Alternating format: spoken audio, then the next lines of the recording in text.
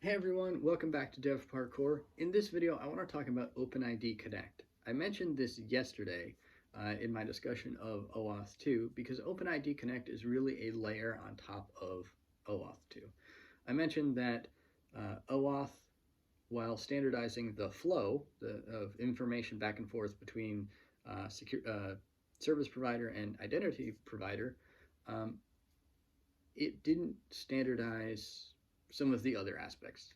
Um, so how data was transmitted back and forth, the formats for especially that last request or that last response when you actually got an access token back. And that's something that OpenID Connect does try to do.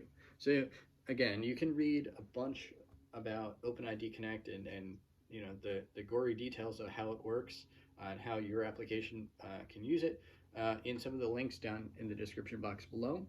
But the overview of how it works is you start with an OAuth 2 flow, and the response from the final um, access token request is a JSON web token, a JOT.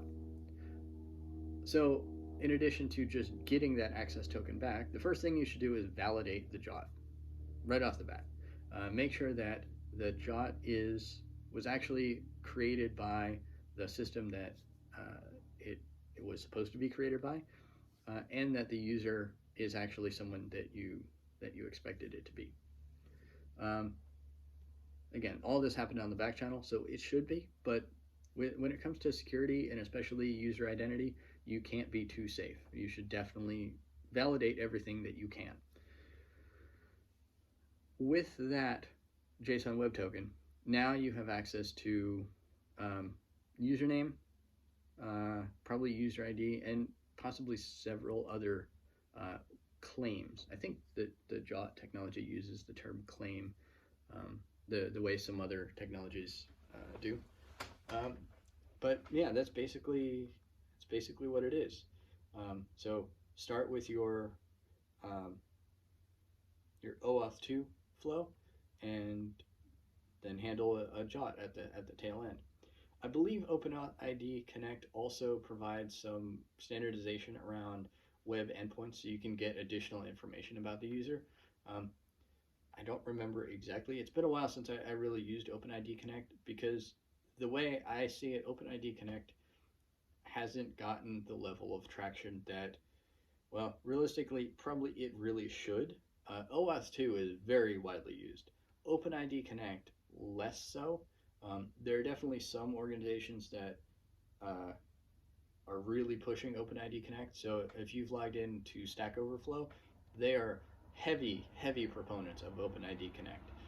In order to log into any of Stack Overflow's, or I guess Stack Exchange's family of sites, you've used OpenID Connect because they have one OpenID Connect set up for everything that they do. There's also Keycloak, a popular open source identity provider that you can run yourself. They basically provide OpenID Connect. That's their interface. So you can pretend that it's OAuth 2 and not take advantage of the OpenID Connect things, but it really does expose a true OpenID Connect interface to the world. I've used that with the .NET setup, .NET MVC, .NET Core MVC. Works really well. I highly recommend it. If you're doing authentication with .NET, it's really easy to build on top of Keycloak for authentication. Fantastic, absolutely fantastic. Like I said, I highly recommend it.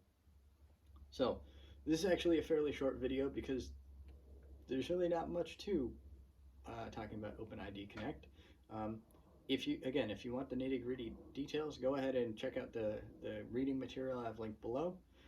If you like this video, hit that thumbs up button, subscribe to the channel, click that notification bell, and comment if you've got thoughts, questions, anything like that.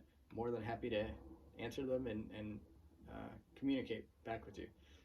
Thanks for watching, and I'll see you in the next video.